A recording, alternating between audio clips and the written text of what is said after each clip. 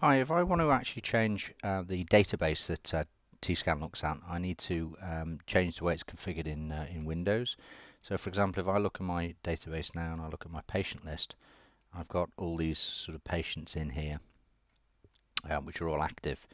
And if I come out of that and I go into Control Panel, okay, and I look in the administration tools and I look at data sources, and I look at System DSN, what I find is there's an entry here called patient registration.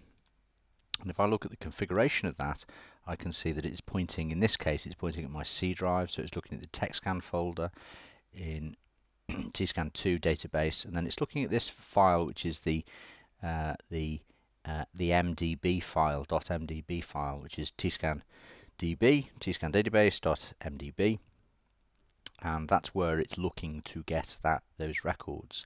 I can actually point this at a different file. So for example, if I have my patient records stored on the network, then what I would want to do is look, for example, on the network, and if I look at a folder that I have here, Tscan databases, and then point it at that folder there, click OK, click OK on that, and click OK on that.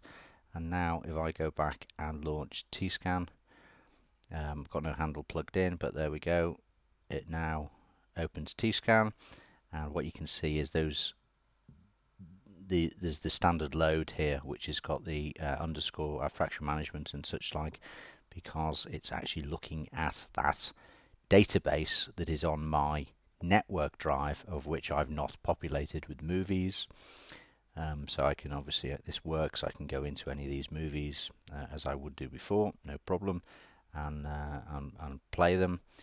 So the data's there, it's just looking at a different database. So I'm just going to turn that back now.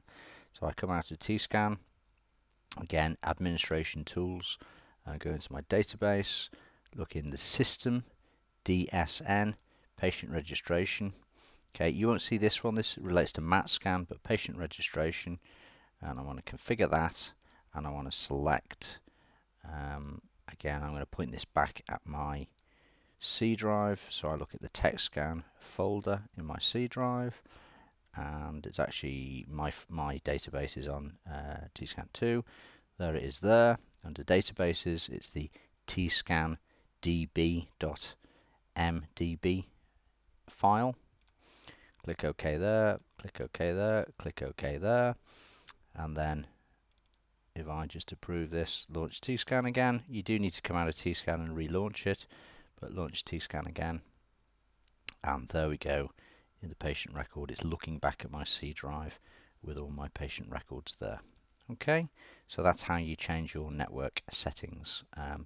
Particularly useful if, when you're in the practice, you look at the patient database that's on the practice server, and then if you go away from the practice and want to take other records on your C drive, then that's how you would change it. Otherwise, it would give you an error when you opened your laptop, for example.